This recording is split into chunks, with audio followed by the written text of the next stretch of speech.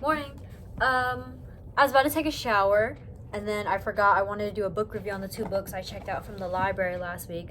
I'm gonna go to Walmart, I go to the dollar store, go check out my books, and then go home. A lot of stuff to do. So I want to remember to do this because I don't want to do this when I just finish washing my. When I get finished washing my hair. Okay. The first book I got read was CQ: A Journey Through American Loneliness by Kristen radtke. Hopefully I'm pronouncing that right. Radtke. She talks about loneliness. She starts it off with something that her dad did when she was growing up, or something her uncle told her that her dad did. It was like this radio thing to see if there's anyone out there to communicate. And she talks about how common it is that people are actually lonely. She goes into these experiments, she goes into different forms of art that people have made to evoke how they're lonely. Something I thought was really interesting was that the laugh track that we hear in sitcoms was made. Well, she says it evokes this feeling to show that the viewer isn't alone. And another thing that I thought was interesting was that it's messed up some people's perception, because that people or show producers, they put it on so frequently sometimes that they put it on when sometimes the moment in itself isn't funny, because that's what they're just making you, expecting you to believe that whatever that event or concept is, the clip in the show is funny. Unfortunately, this one, it was a leisure read to me. It wasn't something I picked up consistent memory on, which probably isn't good. That's something you should do when you read, but I enjoyed reading the book. It was nice to know. Hold on. In reading a book about loneliness, ironically, it made me feel less alone. It's interesting to see how similarly I felt, the same way that she did too.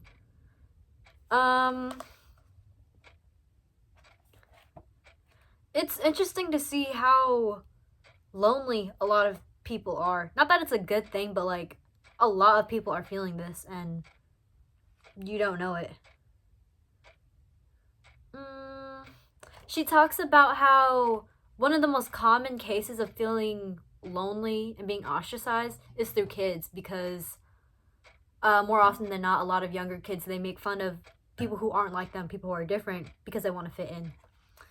A lot of cool stuff. I did not like reading about the experiments at all. I forgot the name of the scientist. I think his name was Harry, and he had this whole thing going on with both of his wives, Margaret and the other professor, and his descent into just his mental health and then his issues with his own loneliness. It was fucking him up so bad that I did not like how he was treating the baby monkeys. Very messed up. There were some short little phrases I could see of how people were talking about how they were lonely, things that they were going through. So this one right here. My first weeks in the US, my husband started a new job and my older kid disappeared into school. I took our toddler on endless walks, then watched TV images of planes crashing into the World Trade Center, and all these other stories of how people have felt alone. I planned a birthday party in 7th grade, only one person came. That's sad. Being away from my grandmother, I have never loved anyone as much since. That's a sweet sentiment to it, because she was that good to him, but it was such an interesting read. I finished this immediately after eating lunch. She ends the book by saying, hold on, not this part. I want us to use loneliness, yours and mine, to find our way back to each other. I want us to play songs for each other on the radio. That last part is really sweet. I thought it was a connotation to your dad, but that was a whole different thing. But I think it's fine. I think it's cute. It's just saying, essentially, a lot of us feel lonely. It's a normal thing. And in trying so hard to prevent it, that's not part of it. I don't know. I feel like actual YouTubers or actual people who make book reviews, you sitting and writing it and thinking on it first is a lot better. So I'm just jumping into this because I read this about a couple of days ago. And when we call out across an airwave or a telephone or a chat room or an app, or a city street, or an open field, or our bedroom, I want us each to hear, miraculously, a voice calling back. So you're not alone. It also talked about Seinfeld, and I didn't know, but the show in itself, the producers, Jerry Seinfeld and I think his name is Dave, their whole premise of the show was that it's a show about nothing. They don't teach you life lessons. They went about it very differently, which I thought was interesting. I did not know that at all. That's probably why a lot of people don't like the show in itself, because it had no substance or no, like, solid grounding. But, interesting book. I give this 8 out of 10. Pretty good. Very informative. Art's cool. This one was about an artist who is making something to evoke just this feeling of... I forgot. That's embarrassing. I assume if it was something about... This is really embarrassing. I remember whatever art piece that she made, she was just trying to evoke this feeling of either loneliness or how conceited that we are.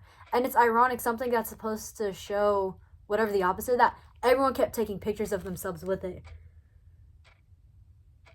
Representative of each customer's narcissism. This is when she was selling all these, like, orbs. The name of the artist on this page, by the way, her name is Yayoi Kusama. But it seems to me quite possible that we've always been very lonely people. Loneliness is receiving steadily more attention, but that doesn't mean there's more of it out there. Really good book, really good read. I like that it was one of the first things I saw when I went to the library. And ironically enough, I make these videos in itself because I get lonely very frequently. It's probably why I talk to myself and make these videos more than I actually hang out with people. If for some reason there was a message to take from this, you're not alone. Or maybe you are alone. We get lonely, and that's a normal feeling. Much normal than you or I could possibly imagine. I'm only one person in a world of more than 7 billion people out there, and I hope if there's anyone out watching this, you're not alone. The feeling is mutual. I hope if anyone out there is actually watching this, or this for some reason gains an amount of views, it'll be nice to know that there's someone out there who might feel the same way. So, I'm gonna go do the next book review. I'm sorry I couldn't say anything better about this. I'm sorry, Miss Kristen. But you made a really interesting book. For some reason, I really wish I had more to say. I did not intake this as well as I did, but it was such a good read. Maybe I was too busy enjoying it that I didn't have anything better to say, but I don't know. There's a silent epidemic in America, loneliness. Shameful to talk about and often misunderstood, loneliness is everywhere, from the most major metropolis to the smallest towns. Okay, on to the next read.